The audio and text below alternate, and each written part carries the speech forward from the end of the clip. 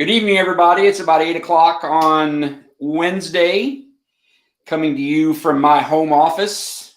Give you a few updates. I apologize if you see me looking off to the right like I am now, because Ryan's in the room and he's got this new fancy camera in front of me that I'm supposed to stare at when I'm talking to you guys, and I can't look at my computer like I've been doing with you for the last 2 years. So if it looks like I'm veered off to the right, it's because I'm looking to where I used to look, or I might be getting my bourbon, because Ryan said I could still have my bourbon. So let's talk about a few things. Yeah, Ryan's got a bourbon too. You guys just can't see him. If you saw the post I just made, a buddy of mine who's a lawyer a little bit up north, let's call it, sent me a picture of some social media post to where Governor Pritzker has Sleepy Joe, good old Sleepy Joe, coming to Illinois on Friday. So the President of the United States of America just happens to be making a visit to Illinois. Isn't that a coincidence? And then, guess what? On Sunday, phony Kamala's coming to town, the Vice President of the United States of America. So I ask you this: if OJ Bob is, using his influence to get these polls, those all knowing polls that say he's up by 22%, why does he got Sleepy Joe and phony Kamala coming to town? The truth is that their polls are nonsense. They know that they're going to likely lose this election, and they're also feeling the national movement, and it's also here in Illinois. And I'm going to take credit for the people of the state of Illinois that you created the national movement, I'm going to suggest. Because all they want to talk about now is the suburban moms. The suburban moms are shifting from Democrat to Republican. And I start laughing when I hear them talk about that now, less than a week before the election, like all of a sudden they've had some epiphany. And I'm sitting here thinking, if you'd actually been talking to these ladies for the last 2 years, when people like J.B. Pritzker crammed a mask on their children and kicked them out of school and canceled their proms and canceled their homecomings and canceled their graduations, and I could go on and on. You guys were there with us. Does it really a surprise that these mothers are not so excited about J. Bob Pritzker? Seems pretty common to me. But nonetheless, you've got Sleepy Joe and phony Kamala coming on Friday and Sunday, I apologize. And I wish I didn't have things I had to do, because a few thousand of us would get together and we go see Oprez and see how he's doing. If he knows where he's at. Actually, when he gets here, he might get lost. I really hope that the governor takes them to about, maybe 11, 12 o'clock at night, takes them to one of our communities that's been struggling with crime here recently, and let them give their press release about 10 or 11 o'clock at night in one of our communities that's struggling with the violence. Go ahead and do that, Gov. Don't give them a 25 armed guards to walk around them and protect them. Let them get a little taste of the policies that you and Lori Lightfoot and Kim Fox have been cramming down our throats, and Kwame Raoul's been your little lapdog. So we'll look forward to seeing President Biden real soon. I just did another little drop for you guys that we got from someone who we've worked with in the past. And we were provided a copy of an internal memo from Progressive Insurance. It just came out today through Progressive, and they sent this to their agents who sell automobile insurance in the Cook County / Chicago area. I have a copy of it here. We just did we put it on social media, and we just had someone who has several million viewers on YouTube ask us to do a little video, and we did. But a couple of things that's worth pointing out to you. I'll get to the Safety Act. Sorry, I looked at my computer again. I get to the Safety Act in a second. But what many of you need to understand is that the policies behind the Safety Act, the soft on crime policies, has been going on in Cook County through Kim Fox for several years now. So, Cook County is a microcosm of what Illinois is going to look like if we don't get rid of this thing. But there's been crime increasing in Chicago and Cook County. surprise. We all, somebody needs to enlighten us with that nationwide, because it's getting nationwide attention now. It's like, yeah, we know, we're here. But one of the things that is worth pointing out to you, and I've got a little handy dandy chart here, and so you can really see that chart now with Ryan's fancy camera. So see this chart about carjackings from 2000 to 2022 from 2010. So 12 years. Look at 2020, 21, and 22. So when lovely Mayor Lightfoot jumps into the action, it goes from 600, and Kim Foxx, don't forget about Kim Foxx. I had to peek over here. Kim Foxx, Foxx, goes from 600 to the last 2 years, 2,000 carjackings. And if you listen to the City of Chicago police, which I like to listen to the police because I follow what they say, is that it has to do with joyriding and or vehicles being stolen to commit other crimes. And then there's another statistic that says also only about 10% of these cars are recovered. So if 2,000 cars are taken, you only get 200 of them. 1,800 of them are gone in these insurance claims. So Progressive is now here. See that? Illinois quoting restrictions. Select vehicles and zip codes affected. There's that page. There's the next page. And what they're saying is that to their agents in certain zip codes in the Chicago area, it says the highest risk vehicles in certain Chicago area zip codes. So depending on what zip code you're in and which vehicles you have, I'm looking at over at the camera again. Sorry, because I keep reading. You guys are talking to me over here. You got me all wanting what you're talking about. You may not be able to get Progressive car insurance because of the crime for the carjackings. 2,000 carjackings the last 2 years. We only had a few hundred a few years ago, 3 years ago. That's what the Safety Act is going to do for us. This is what it's going to do statewide, is this kind of stuff. Now you're not even going to be able to have a hard time getting insurance because you can't control the carjackings. That's all I got to say about that. I want to talk about the mandates a little bit. Remember the mandates that Governor Pritzker miraculously doesn't want to talk about anymore? Remember, we had to have the vaccine mandates and the mask mandates and the business closure mandates, all of the mandates, because all that Pritzker wanted to do was pontificate on the Department of Public Health website every day, this many positive COVID cases, this many people passed away with COVID, not from COVID. Remember all that horrific stuff? We don't see that anymore, right? But I did a debate with Kwame Raoul, and he said on the camera, finally, after I had to pin him down in the corner, that it was a fair legal question about whether or not those mandates were lawful. Of course, they weren't lawful. We all knew that. But at least he finally acknowledged, with all the pressure, it was a good legal question. But he defended the governor. He didn't defend you, 12.5 million people in the state of Illinois. He defended the governor. Why? Well, who was his number one campaign contributor? J.B. Pritzker. So he's going to do what his master said, the lapdog. That's what my friend Mr. Porter likes to call him, lapdog. So, yeah, boss man says you got to do it. The mandates, are they going to come back after the election? I don't know.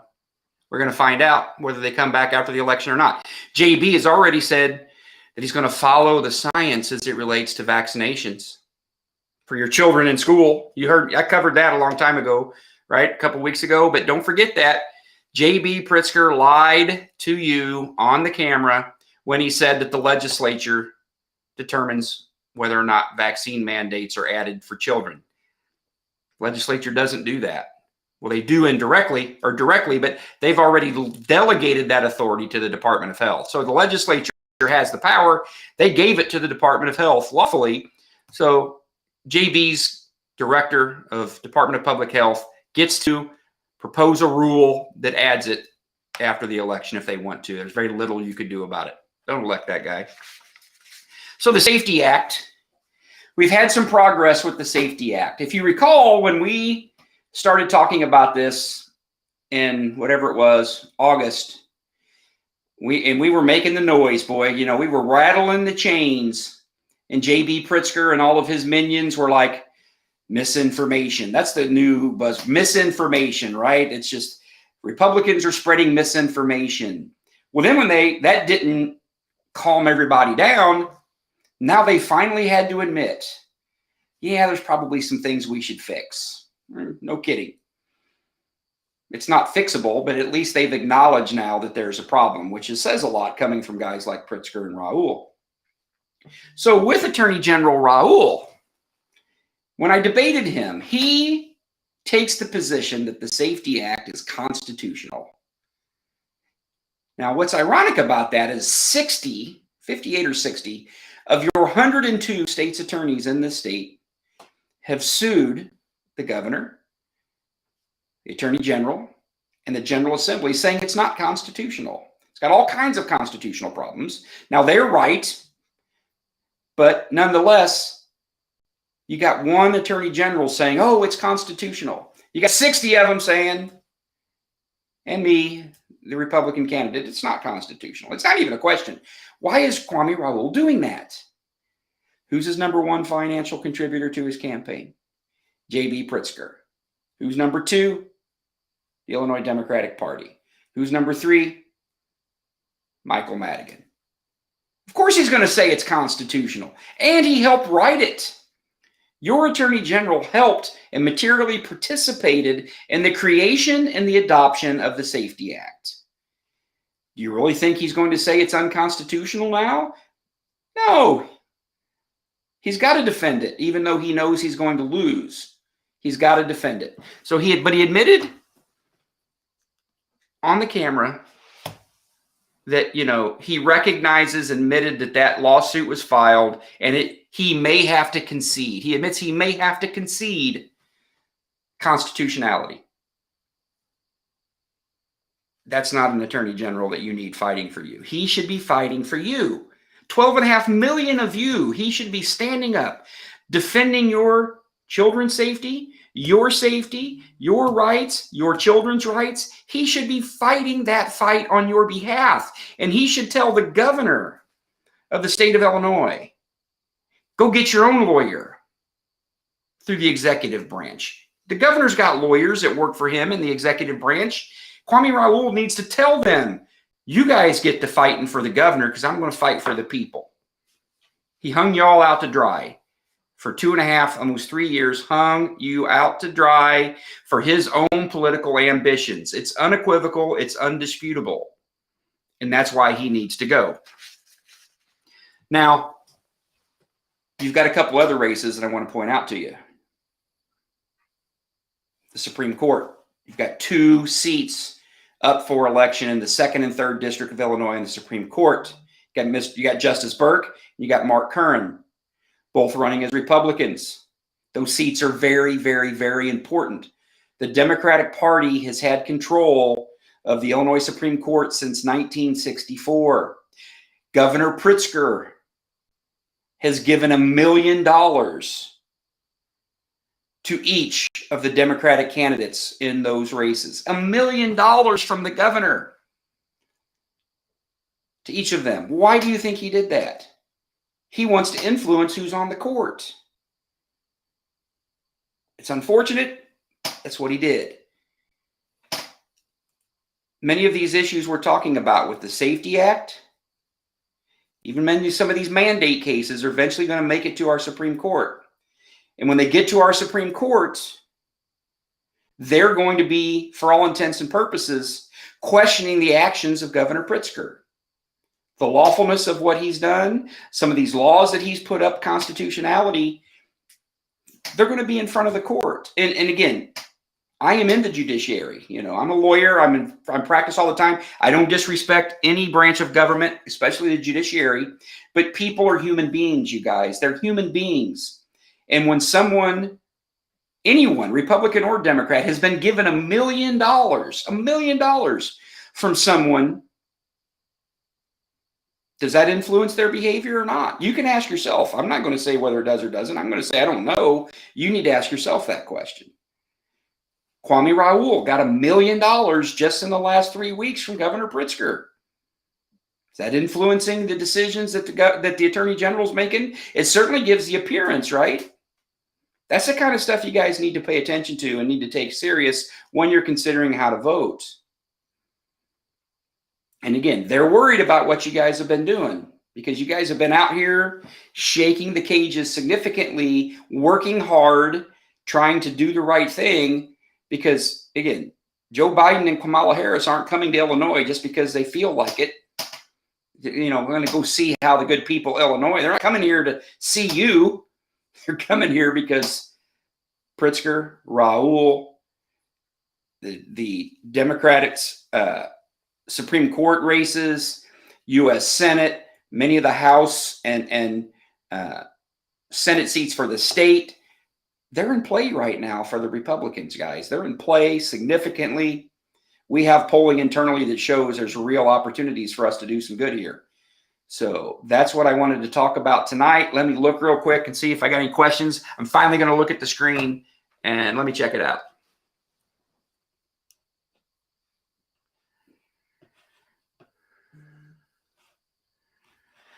I can't see it, Ryan. How do I do here? You can scroll up.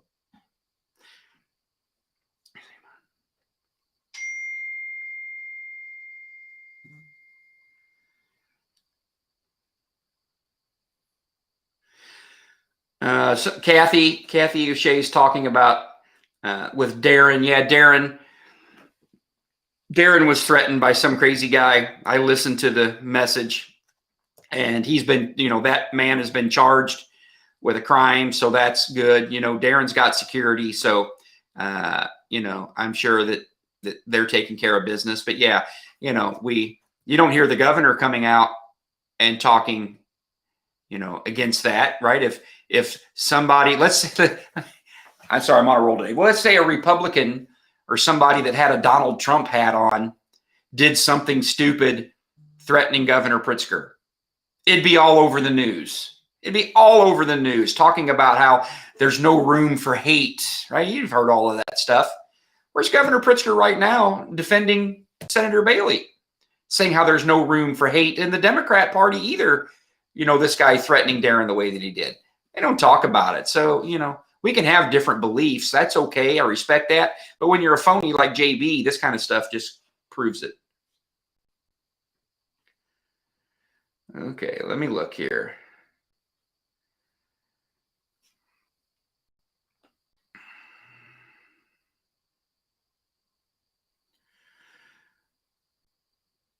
Okay, let me see here.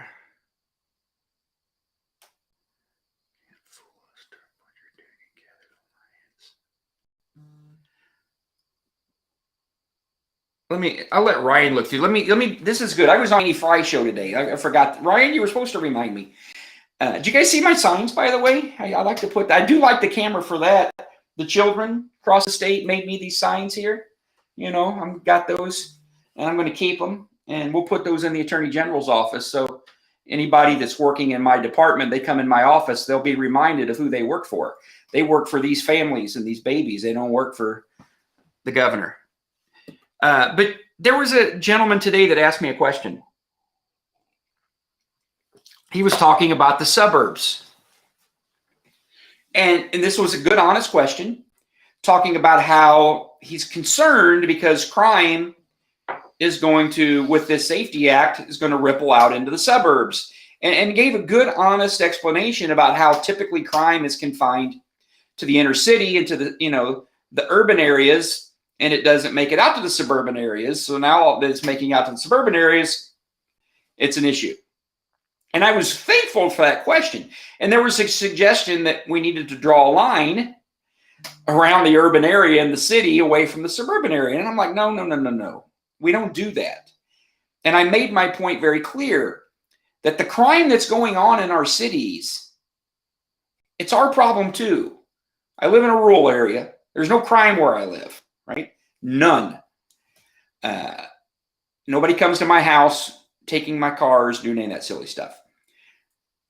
The suburban areas have less crime, but the crime that's going on in our cities, we can't ignore it. We can't ignore it. And it's been ignored, right? That's one of the frustrations of people that live in our marginalized communities in our state. They're frustrated because the crime is going on there a lot, significantly. We see it on our TVs, and J.B. Pritzker doesn't talk about it. Remember when we had the Highland Park tragedy? Tragedy, no doubt. Kamala Harris comes to town and talks about how we got to do more to fight the crime. Governor Pritzker gets on TV. Governor Pritzker, didn't he, he was there and actually went to the community, which again, I'm all for that for the people of Highland Park. He hasn't been to the city, into the communities that have that much crime on a daily or weekly basis. Why doesn't he go there? Right? Is there an imaginary line like this gentleman was telling me about? And we only care about it when it's in the suburbs? We don't care about it when it's in the city? So I told them we need to address crime across the board. We need to address it across the board and not just talk about it now, because the Safety Act has got everybody talking about it. I'm going to pick on everybody, including you watching a little bit. Just that's the way it is. We're all talking about the Safety Act, talking about the Safety Act. It's going to make us less safe, make us less safe. Our fellow citizens in the city, and especially the South and West Side, they're not safe. And why hasn't that been talked about more?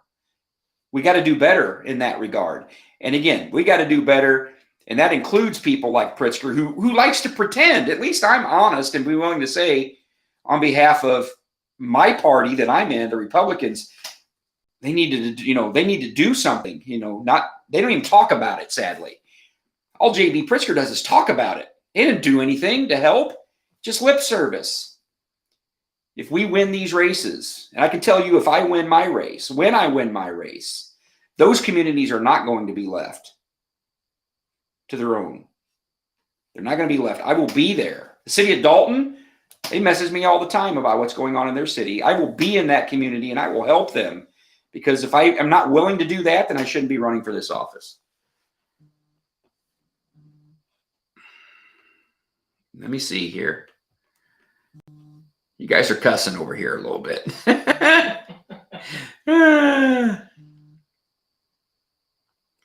Yeah, is that Michelle? Michelle Neville, is that right? She makes a good point. J.B. Pritzker. And people always ask me, Tom, you're running for Attorney General. Why do you talk about J.B. Pritzker all the time? I'm like, nobody knows who Kwame Raoul is.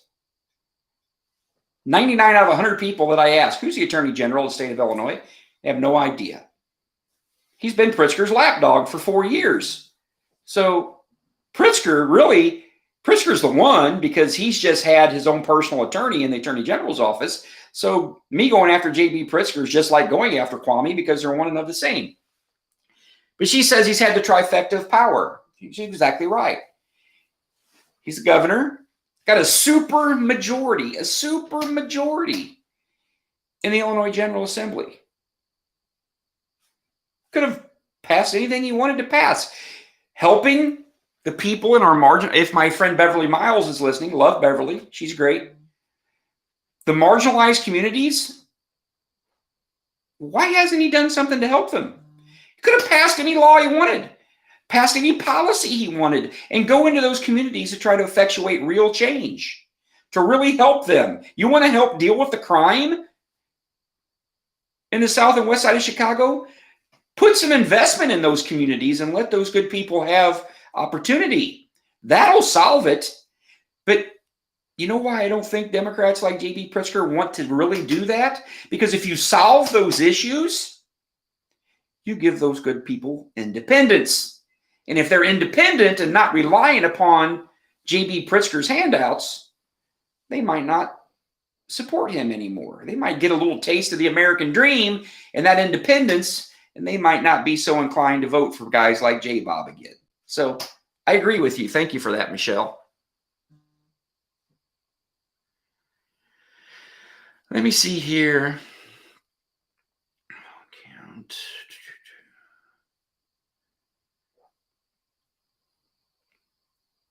Yeah, Donnie asked the question. The Dems are wanting to extend the vote count for 14 days after the 8th.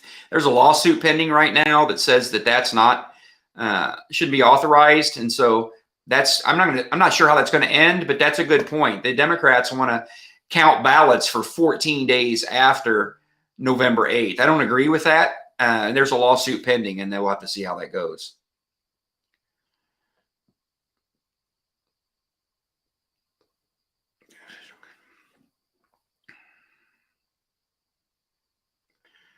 Don't see anything here.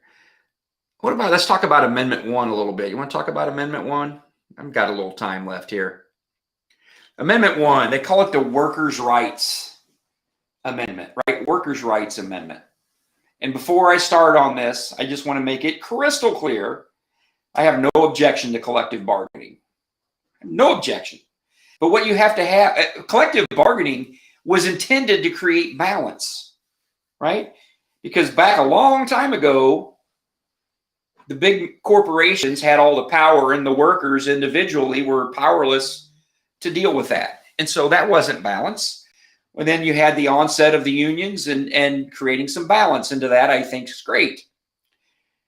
It's no secret, especially with the teachers union in Illinois, that it's created an imbalance, right? The Chicago Teachers Union is by far one of the worst organizations I've ever seen in my 53 years of life. They have so far lost sight of the purpose of that organization. It's scary. It's absolutely horrific. So again, unions are about balance. I think there's a pretty good balance right now in Illinois. At least it's taking the Chicago Teachers Union out of it and the Illinois Education Association. They're not much better. But this amendment, one of the things that it's going to do, two of the things really that I think you should at least consider, is it's going to add a constitutional amendment that pretty much says that the contract that's negotiated between the union and the employer, and I'm going to use this specifically with public unions, right? So between the school, let's use Chicago Teachers Union. The contract between the Chicago Teachers Union and the Chicago Public School District is absolutely the top of the pecking order. It cannot be overridden by any state laws. They can negotiate pretty much any topic they want. Wages, benefits, working conditions, very broad working related matters, safety, anything under the sun, they can negotiate it in that contract. And once it's negotiated in that contract, to the extent it might have an issue with some public policy or some law in Illinois, the contract controls. It gives constitutional power to those public unions like the Chicago Teachers Union. That's horrific. They shouldn't get that much power to where your legislature, the people's branch of government, has no ability to say, I'm not sure those types of conditions in those contracts are in the best interest of people. We're going to pass a law that says you can't negotiate that particular thing. This constitutional amendment would say, sorry, legislature, get on down the road. The contract controls. So the Chicago Teachers Union would love that because they run the Chicago Public School District. No qualms about it. Your governing board there, they're not in control of anything. The Teachers Union runs the show. So they're going to negotiate provisions in that contract or whatever they want. And there's nothing your legislators can do about it. I personally think that's a bad idea. Another thing is, which is I'm not sure that's something that was even intended, but it's a real consequence, has to do with in Illinois right now, there is a law that says public safety workers cannot strike. Police officers and firefighters, they can't strike. They get expedited arbitration, which is a good thing. If they have a dispute, they can go vet that dispute in the proper channels. But again, public policy in Illinois is we don't want law enforcement, and fire. We don't want them to be able to strike because that can be dangerous. You with me? If this amendment passes, the contracts between the public bodies and our public safety workers would be able to include striking provisions. I personally don't think that's a good idea.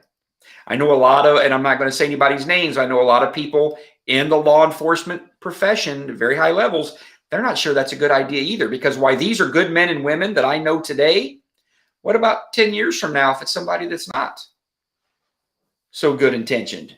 And you're going to give the power to strike to these public safety unions?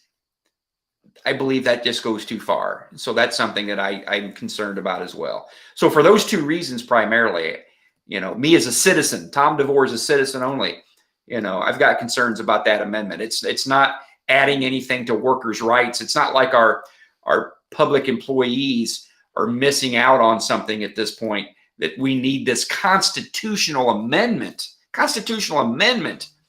to fix. And when you start talking about amending the Constitution, that's serious business.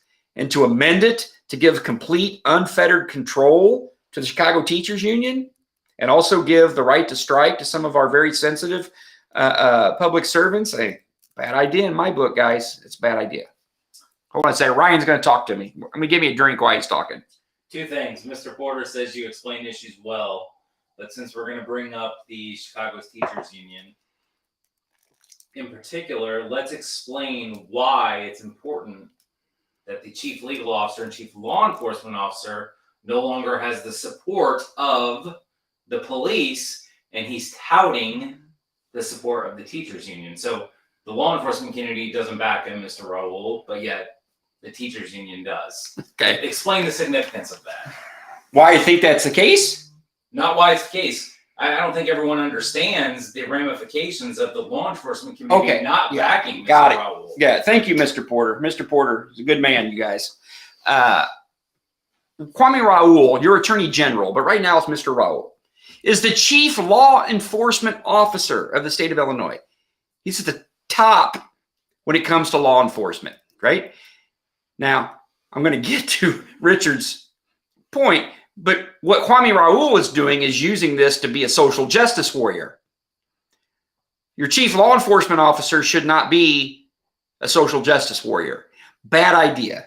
I don't care if you're Republican or Democrat. If you're going to use that position where you're upholding the law to be a social justice warrior, that's never going to go well.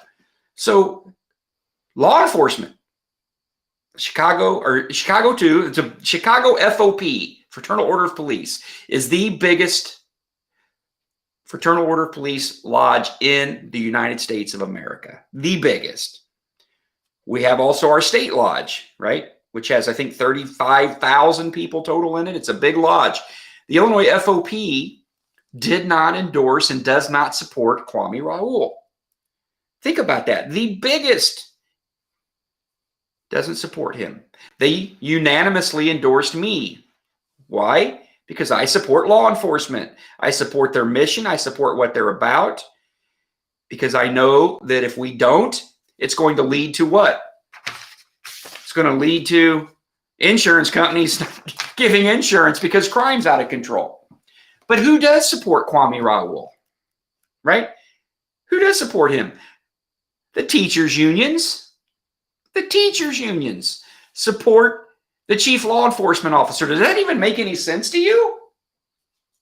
Does it make any sense? Why is the teachers union, especially the Chicago Teachers Union, which is the most politically corrupt union in the nation probably, who is more concerned about being social justice warriors than they are teaching children? I mean, if you look at the results of these babies in our Chicago public school, their reading and writing and math is so far below any industry standard. It's scary. But they endorse Kwame Raoul. It's absurd, right? It doesn't even make any sense. But the reason is because he didn't care about the law. He's not interested in the law. He's interested in being a social justice warrior. So the Chicago Teachers Union and Kwame Raoul, they mesh up really well together. FOP, again, Chicago and the state FOP and the Department of Corrections are part of that too. They don't have any, they do not support him at all, 100%. If you're the chief law enforcement officer and the biggest law enforcement organization in the state has nothing good to say about you, is that not a red flag? Right? Is that not a red flag? Thank you for that, Richard. I appreciate it. You got any more of those for me? That one's good.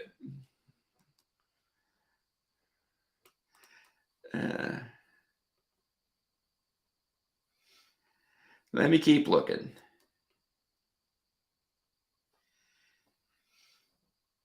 The Department of Correction employees, is that Tiffany? Yeah, I mean, our Department of Correction employees, man, they've got a tough job, and they've had a hard road to this. You know, electing me Attorney General, that issue is going to be at the top of my priority list. I promise you. That negotiated thing with AFSCME, sorry, AFSCME, is going to call it like I see it. You did a horrible job representing those men and women in our Department of Corrections. Horrible. And stuck them with an arbitration award that doesn't make any sense whatsoever. If I'm the Attorney General, getting us back to some common sense to where those men and women have the ability to make their own choices about their own. I met with a man about 4 months ago who didn't want to take this vaccine, didn't want to do any of this. And he was so humiliated as a man that he got tears in his eyes because they were trying to force him to do something that he did not want to do. But he was so compelled that if he didn't do it, he wasn't going to be able to feed his family. And that was the situation they put him in, taking, as he felt, taking his manhood away from him for being able to make those choices, because if he didn't comply with what they were trying to do, he was not going to be able to feed his family. I'm sorry. That is a government doing that to people. I'm the Attorney General. That stuff starts happening, somebody's going to jail, I promise you.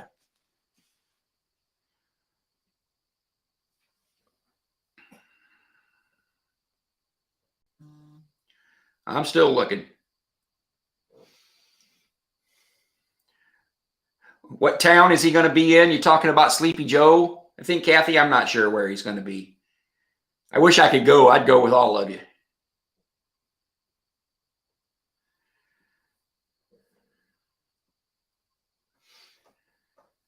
Public corruption. Somebody, public corruption. Since J.B. Pritzker's been our governor, we've had 9. Is it 9? I got the numbers, and I apologize. I don't have them off the top of my head. But state level officials, 7 to 9, all Democrats, of course, have been indicted for corruption. None of them by Kwame Raoul. All by the federal government. You're the chief law enforcement officer of the state of Illinois. As a law enforcement officer, you should make sure that our elected officials are following the law. Kind of a novel idea, isn't it? People we elect to office follow the law. And if they don't follow the law, you prosecute them. Kwame Raoul's not done it to any of them. It was all by the federal government. Should be ashamed of himself. Is that it, buddy? That's it. I don't know if you want to talk about it tonight, the ongoing litigation in the judge's race in Madison County. If you want to save that for later. Oh, I talk about that when I'm on a roll. And the Attorney General not acting. Yeah, let's talk about that, Ryan. Glad you brought that up. Election integrity. There's a big one for us, right? Election integrity. We got to have election integrity. Of course we do. We all agree on that.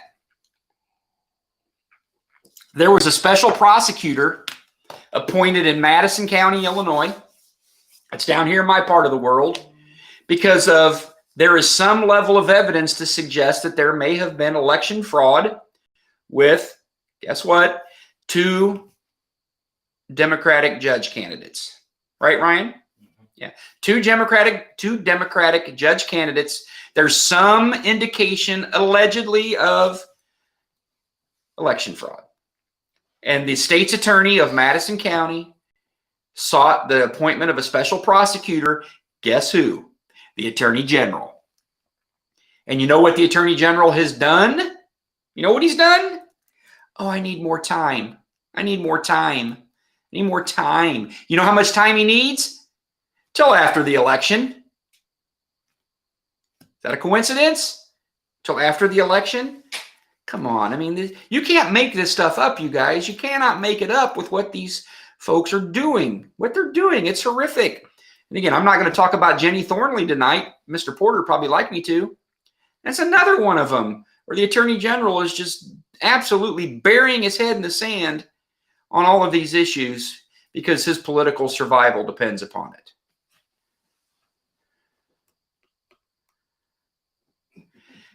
Jim, my boy Jim Flanagan. Is Pritzker the most sued governor ever in state history? Yes.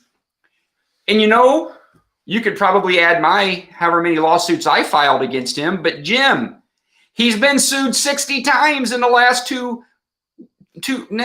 weeks from the state's attorneys of the state of Illinois. That's just not, hey, you know, governor once called Tom DeVore the grifter and blah, blah, blah, blah, blah. You know, because he's trying to, the small fringe minority, remember that, Shannon Adcock, the small fringe minority? He's been sued by 60 of the 102 state's attorneys in the state of Illinois. I guarantee you that's precedent setting. That's never happened in the history of this beloved nation. So yeah, J.B. Pritzker should be famous for that. Steve, my boy Steve Langham, what's up, Pony? Tom, when you're elected, will you please put some of these politicians in jail? You know what I got to say, Pony? Try me.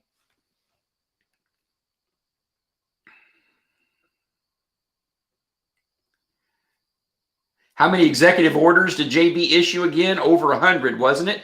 Yeah, it's like 115 COVID-related executive orders. 34, I think, maybe going on 35. Disaster proclamations. This guy has been governing by executive overreach for almost his whole time in office. I mean, biggest majority of it, right? 115, I know 13 for certain, executive orders mandating things about your lives. And it was all fear-driven. It was all fear-driven. If all people had, I mean, you guys have heard me talk about that for years now. Just tell him no. You know what happened when enough people just kept telling J.B. Pritzker no? He went away. He'd go away. The school districts finally told him no.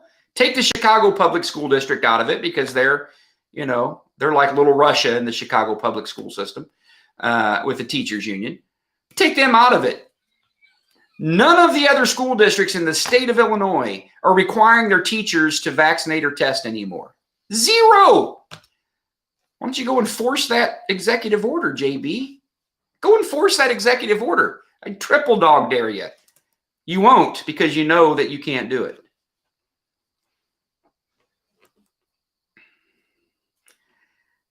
Yeah, you're right, Ethan. Ethan Dart says, how about that small fringe minority be headed to the polls real soon? I agree 100%. Let's show J.B. Pritzker what the small fringe minority, the good people of this state, are all about.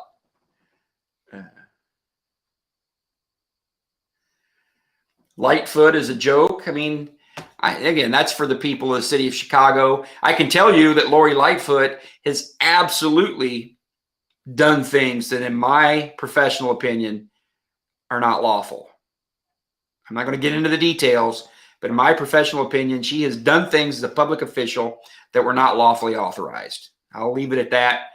And after what happens on November 8th, we'll go from there.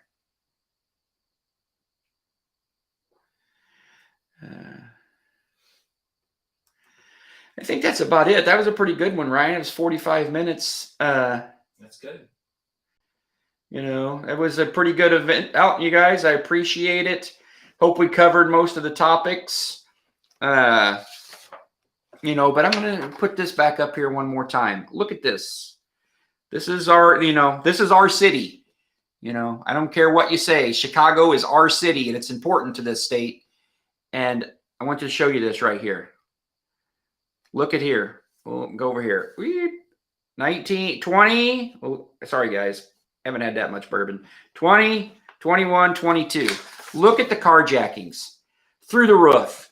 Lori Lightfoot. J.B. Pritzker. Kwame Raoul. Kim Fox. They're all responsible. They don't deserve your vote. None of them deserve your vote. You know what they want to talk about? You got me on a roll now. I'm going to go do it. You know what they want to talk about? I want to talk about abortion. J.B. Pritzker goes on social media and every TV, all of their ads talking about abortion. Abortion is not an issue in the state of Illinois this election cycle. Abortion is a well-preserved right for women in the state of Illinois. Whether you like that or don't like that is a different conversation. It is a well-preserved right by the legislature of the state of Illinois. That's the law. And until sometime that law might change by the people of this state, it will continue to be the law. It's the law that I would enforce if I'm the Attorney General, because I'm obligated to enforce the laws that you pass. But J.B. Pritzker wants to talk about it. Why does he want to talk about it? He knows it's not an issue in Illinois. He wants to talk about it because he's trying to scare the Democrats who otherwise are not enamored with his tyranny because their children suffered too. He wants to scare them into getting off the couch and going and voting for him this election cycle, because he knows if they don't, he's going to lose and his presidential ambitions are over. That's why he's doing it. But we need to be crystal clear. Yeah. Whatever your opinion is, I respect everybody's opinion. Abortion is not an issue in this election, nor is it going to be an issue in Illinois anytime soon from a legislative legal perspective. It's just not going to be. And again, if you want to, holler over here on the side about how wrong you think that is, I'm not going to debate or argue it with you. It's not even the conversation. The conversation is don't let J.B. Pritzker drag you, and Kwame Raoul. Half the ads he's running right now are about abortion. And it's like he's trying to get people, scare people for no good reason. For those of you watching this who are pro-choice, that is your decision. I respect it. It's not going to change anytime soon. For those of you who are listening who are pro-life, I understand. I respect it. That's not the law in Illinois. And if you don't like that, you need to elect a bunch of people to the legislature and elect a governor that will change the law. I, as the Attorney General, I will enforce the law that you and your elected leaders and your governor choose to adopt. It's that simple.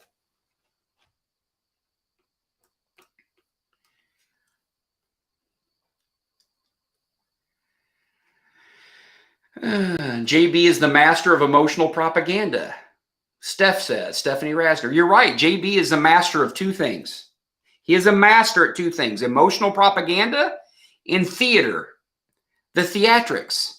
He doesn't have anybody that volunteers for his campaign. I've been so blessed in this election cycle to have one of the greatest volunteer groups, staff, whatever you want to call them, that one could ever ask for. JB doesn't have that. He has to pay for it because nobody believes in anything that he's about. But he's got billions of dollars. So he pays to give the appearance that he has a movement, right? He doesn't have a movement. He doesn't have one at all. But he uses theatrics to pay for it. He tugs on people's heartstrings with propaganda to try to get them to do things. He won't sit here like I'm talking to you, being completely straight, and you choose who you want to vote for or don't want to vote for. It's not J.B. Pritzker's style. So he is a master at that because that's all he knows, because he's a spoiled little trust fund baby who's always got his way, and he's going to buy whatever he wants. I had somebody ask me today about JB, and I'm like, he lies about things. Like he lied about the legislature being necessary to create the COVID vaccine for kids when it doesn't take that. I'm like, he can lie to people and get away with it. I said, when I grew up poor. I didn't have anything. We lived in trailers. I had to work my way through, and I had to be honest with people and always tell the truth, because if you become to be known as dishonest, you're never going to get anywhere in life if you're trying to work your way up the ladder, because people won't trust you. But with somebody like J.B. Pritzker, who was born with a gold-plated ladder that he stands on the top of, whether people think his word is good or he's honest or not doesn't matter. He's already at the top of his own ladder. When you start at the bottom and you're working your way up, you got to be honest. J.B. Pritzker will never be honest because he doesn't have to. He'll buy what he wants.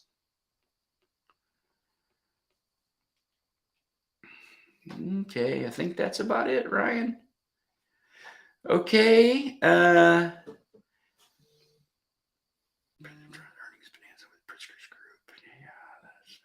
All right, that's all we're going to do. We did about 50 minutes tonight. Ryan and I are going to try to do a few of these throughout the week.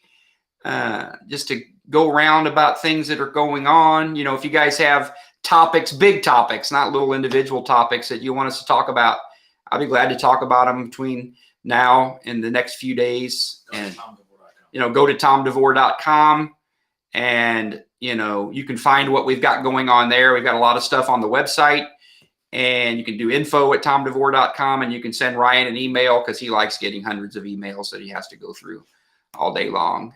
Jacqueline helps him with that. So we'll talk, you know, I'll try to go over any topics you want to go over, but you know, the Safety Act is the real deal, you guys. That Safety Act has to go.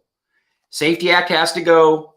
If I'm the Attorney General, it's gone. Promise you, it's going away. COVID vaccines for your children. The way that you stop your children from ever having to take that COVID vaccine is to elect Darren Bailey. Because Darren, as your governor, will not appoint somebody to the Department of Health that would try to require that. Darren won't allow it. He's already told me that. I believe him. He said that he will not ever consider requiring it. And everything him and I have done the last few years, I take his word on that. J.B. Pritzker gets elected, the writing's on the wall. He's going to force that COVID vaccine on your kids. And if you don't want that, he's got to go. As your Attorney General, there's little I could do to stop that, because the law allows for the governor through his agency to do that by rule. So I couldn't stop it. Governor Bailey, you elect him, he could stop it. You guys have a good night, okay?